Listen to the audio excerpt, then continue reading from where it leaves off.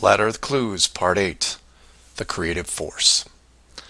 This Flat Earth perspective takes a look at the design from the ever-present why standpoint, and although it will review some of the dome technical features already discussed, I'll try to do it from a different angle, or more specifically, why I might build it.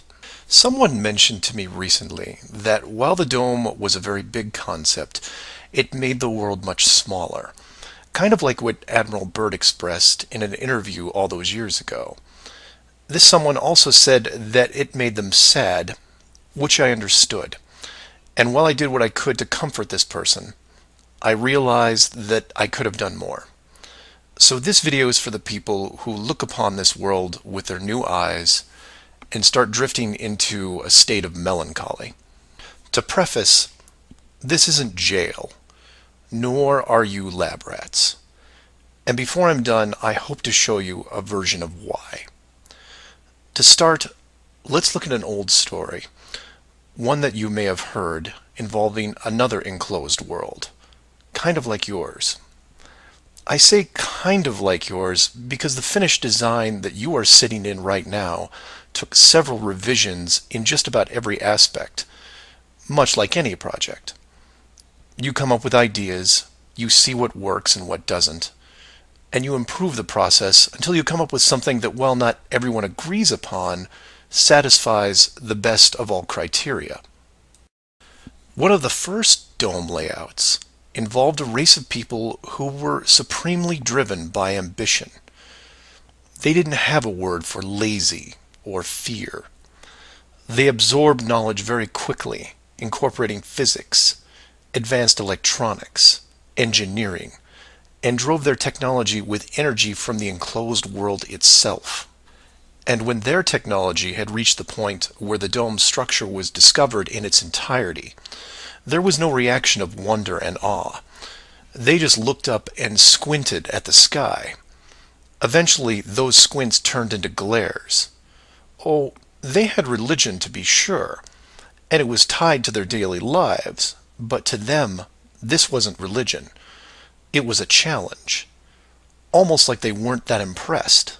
Hard to fathom, right? Seeing that your world had borders, but instead of being afraid, shaking your fist at the sky with arrogance. But that's what they did. So much confidence and might that when they found out where they really were, a new priority was created. At first, they dedicated broadcast channels to calling the dome builders out, demanding answers, and ran them day and night. At the end of each cycle, the words kept repeating, "We know." But arrogance ebbs at patience, and their demands were met with silence, which was taken as blatant dismissal. This fueled their ambition even more. The people withdrew all their efforts from breaching the outer barrier and formed a new plan. If the creators were not going to submit, then they would build a bridge and meet them at the gates. So a building was designed. But to call it a building was to call the pyramids a sand castle. It was the greatest structure ever conceived, at least to them. It was to be over 30 miles wide and hundreds of miles high, enough to reach the dome ceiling itself, where they would meet the builders face to face. They abandoned nature completely and pushed aside ecologic systems to accomplish their goal. They cannibalized entire mountain ranges, which they used to admire and love, to acquire the raw material for the awesome structure. The work crews built with flawless precision, and it was obvious that it was going to succeed. A bridge to the edge of the sky itself. The work would only pause long enough for the mighty armies below to look up and yell, "We come for you," so loudly that on a clear day you could actually feel the dome shake. And the creators, faced with their first great challenge, decided to start again. And the people were changed, their language fragmented so that the builders couldn't continue.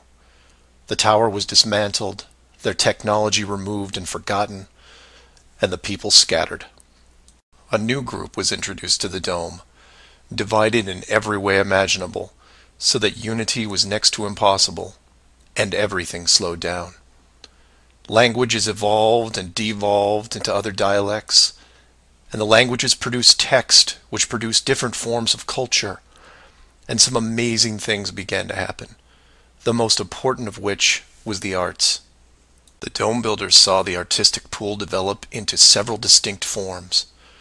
Everything drawn in any medium on a flat surface. Everything molded that took on a three-dimensional shape. Everything that produced music. All things that make up the human form and motion. And all the written works. Pictures, sculptures, music, dance, literature, the arts. Driven by passion, it is the very essence of what is good in humanity. Once this was recognized, all dome methods put in place were to cultivate and enhance this process. Land masses were adjusted with geology and temperature to support every kind of terrain, with mountains, rivers, oceans, plains, forests, jungles, deserts, all of it stunning, all of it stimulating the human mind, nourishing it. And the modifications continued, with seemingly endless shades of weather. The sky was overhauled, a moon added, and layers upon layers upon layers of stars, so that one day, when the people were able to see further than their own eyes, there would still be something new to see. And the arts flourished, but there was a cost. The languages and division of cultures had put the population at odds, and wars were raging at regular intervals. The dome builders debated if the price was too high. Plans were drawn up to make more changes, until they noticed that the arts thrived even through the worst of conflicts, producing grace and beauty despite their burning world. It was wonderful and terrible at the same time, and the debate outside the barrier continued to intensify until a majority spoke out and said, "This world is a creative force, and we must see what it leads to. The barrier must be hidden at all costs." So the globe model was put into the population, and both science and religion adapted to it. The arts grabbed onto it like a new drug, the creative minds of the world exploding with new concepts. Their universe was now infinite, and the rules changed. Science then led to science fiction, which opened up everything else. Books, pictures, sculptures, dance, and music, all reaching deep into space, decade after decade of wonderful possibilities, rising above the ashes that were at their feet. And it's not just the artists, it's everyone. You affect others, who affect others, who inspire others, who build it, paint it, sculpt it, sing it, who then put it up on a pedestal and hold it under the light and say, "This is a piece of who we are." And for every one of them, there are hundreds of others who, for whatever reason, were unable to express the songs and images and stories that are in their heads. Imagination is far more important than knowledge because it is limitless. It is your shield, your sword against the cruelty of destructive forces. There are those right now who live in chaos, whose life is surrounded by a swirling nightmare from which they think they'll never escape. These are the true warriors of the world, and they are far braver than me. I am humbled by those who suffer the most.